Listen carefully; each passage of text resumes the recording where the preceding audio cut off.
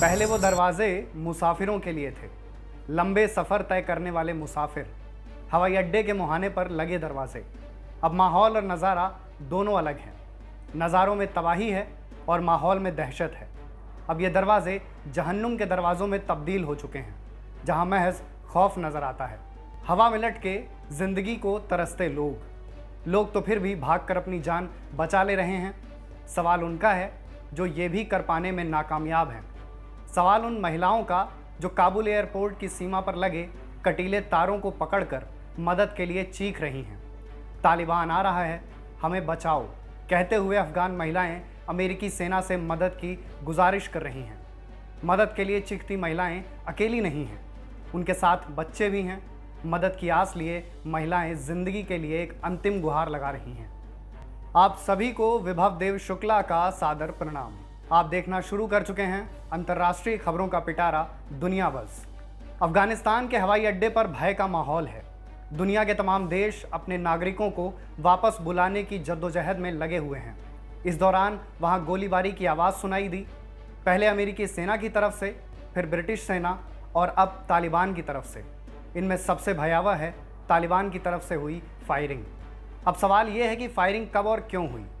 अमेरिकी सेना अपने नागरिकों को सुरक्षित अमेरिका भेजने के लिए अभियान में लगी हुई है। 18 अगस्त 2021 की सुबह अमेरिकी नागरिक जहाज़ में सवार हो रहे थे, तभी कुछ महिलाओं के चीखने की आवाज़ आई।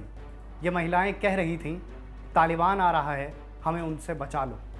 इस वाक़ये के कई वीडियो और तस्वीरें सोशल मीडिया पर वायरल हो रही हैं। फिलहाल हथियारबंद तालिबान आतंकियों ने काबुल हवाई अड्डे को घेर लिया है।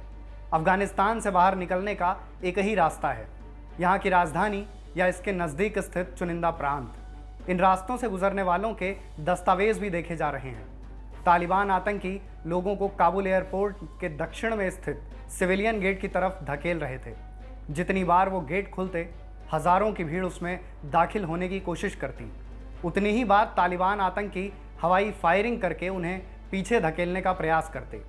ये गोलियां आदमियों के अलावा वहां मौजूद औरतों और बच्चों के पास भी चलाई जा रही थी। विमान तक पहुंचने की कोशिश भले हज़ारों करते हों, लेकिन पहुंच कुछ ही पा रहे थे। इस बीच व्हाइट हाउस के प्रवक्ता जेन साकी की तरफ से आया बयान बेहद चिंताजनक है। उनका कहना है कि अमेरिकी सेना नागरिकों और वीज़ा धारकों को अपने देश वापस बुलाने का अभियान 31 अगस्त 2021 तक चलाएगी, लेकिन इस बात की कोई गारंटी नहीं है कि सारे अमेरिकी नागरिक वापस आ ही जाएंगे। वहीं यूके आर्म्ड फोर्सेस के मुखिया जनरल सर निक कार्टर ने बीबीसी रेडियो से बातचीत में कहा, हमारी योजना है कि एक दिन के भीतर लगभग 1000 लोगों को वापस बुला सकें, लेकिन यह सिर्फ तालिबान के सहयोग से ही संभव है। अब बात कुछ लड़कियों और महिलाओं की, जिनके लिए विकल्प लगभग खत्म हो चुके हैं। मेल ऑनलाइन से बात करते हुए एक अफगान लड़की ने कहा, काबुल एयरपोर्ट पर हज़ारों लोग विमानों में दाखिल होने की कोशिश कर रहे थे। एक पल के लिए लगा इसमें दबकर मेरी जान ही चली जाएगी। आयशा अहमद नाम की एक लड़की ने कहा, सुनने में आया था कि अमेरिकी सेना औरों को भी अपने विमान में जगह दे रही थी। पहले मुझे भरोसा नहीं हुआ, लेकिन एयरपोर्ट पर देखा तो कुछ लोगों को जांच पड़ताल के बिना विमान में जगह दी जा रही थी। वहां तालिबान आतंकियों ने बच्चों और महिलाओं को भी धक्का दिया। इसके बाद कई महिलाएं और बच्चे भीड़ के नीचे आ गए। मेरे साथ कई लोग भीड़ के नीचे आए। एक बार को लगा यहीं सब खत्म हो जाएगा। हमें लगा कि हम जर्मनी के विमान पर सवार होने जा रहे हैं, लेकिन बाद में पता चला कि वो सिर्फ जर्मनी के नागरिकों को जगह दे रहे थे। आयशा काबुल यूनिवर्सिटी की छात्रा हैं। वो किसी भी सूरत में अफगानिस्तान छोड़ना चाहती हैं। तालिबान के डर से उन्होंने अपनी सोशल मीडिया की तस्वीर भी बदल ली है। उन्होंने ब्रेशना मुसाजाई नाम की छात्रा की तस्वीर लगाई थी, जिसे 2016 में तालिबान ने 2 बार गोली मारी थी। इस हमले के बावजूद उसकी जान बच गई थी। वो पिछले कुछ समय से लड़कियों की पढ़ाई के लिए काम कर रही है।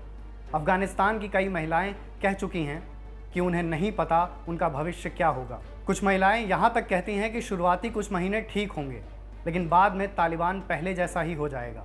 कोई नहीं जानता है कि अमेरिकी सेना से मदद की गुहार लगाती अफगान बच्चियों, लड़कियों और महिलाओं का आने वाला कल क्या और कैसा होगा। तो कैसी लगी आपको हमारी ये खबर, हमें कमेंट करके ज़रूर बताएं और हमारे चैनल को सब्सक्राइब करना ना भूलें।